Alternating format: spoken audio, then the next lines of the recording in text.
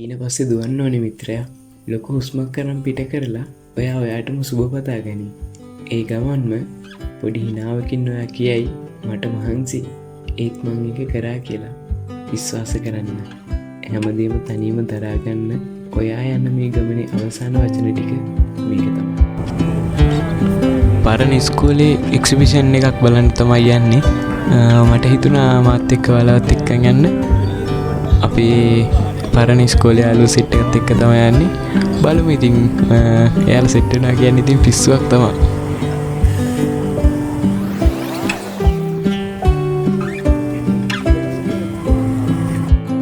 තෙල් ගොඩය.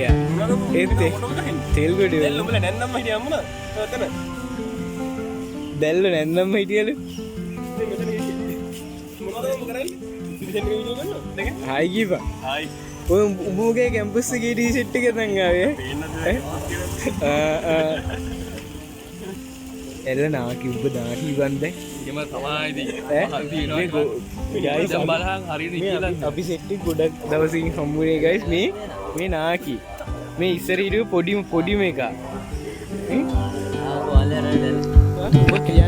මේ ඉන්නේ අසංක.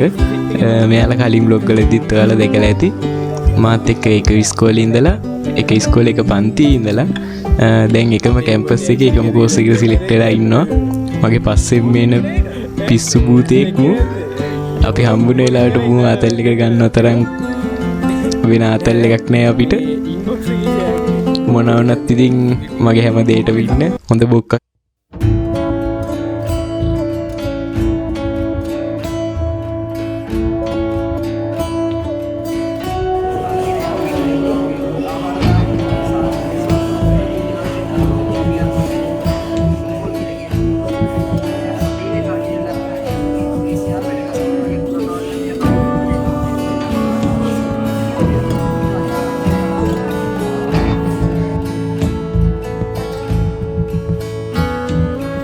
ටොක් එකක් කරන්න හිතාගෙන ගිය ගමනක් නෙමෙයි මේක.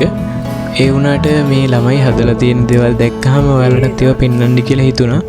පුංචි පුංචි දේවල් වුණත් එයාලා ගොඩක් මහන්සි වෙලා ඒවා හදලා තියෙනවා. මාර ලස්සනට. ඇත්තටම මාර මහන්සියක් වෙලා තියෙන ඒවා හදන්න.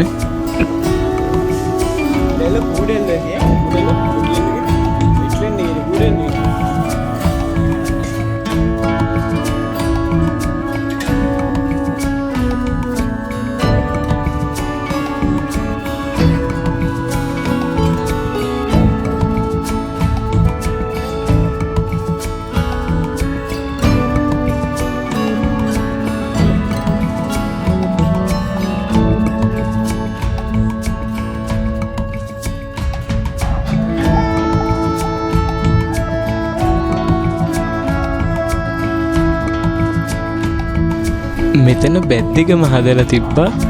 ඇත්තටම සිලිඳුගේ නිවස ආරච්චිගේ නිවස ඒක මාර ලස්සනට හදලා තිබ්බා. ඔයාලට බැද්දකම ෆිල්ම් එක බලලා තියෙනවා නම් මතක් වෙයි.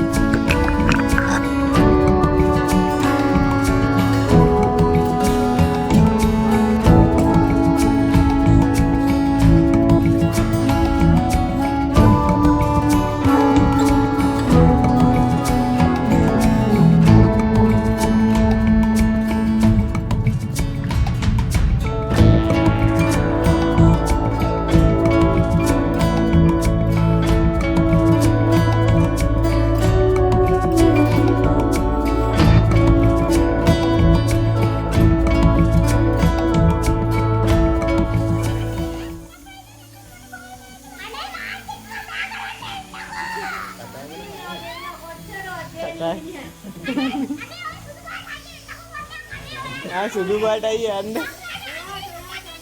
අසං කුඹි පාට ගෑවේ ඉන්නවා මේ. බඩ ලයිට් බලයන් ඉඳගෙන බලන්න.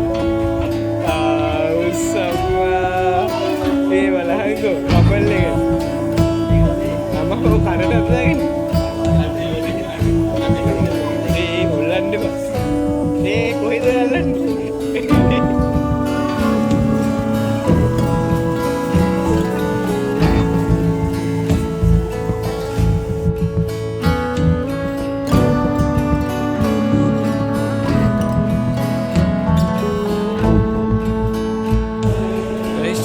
වාසනාවක් හම්බුණා මේ ගෙනගල යන්න යන්න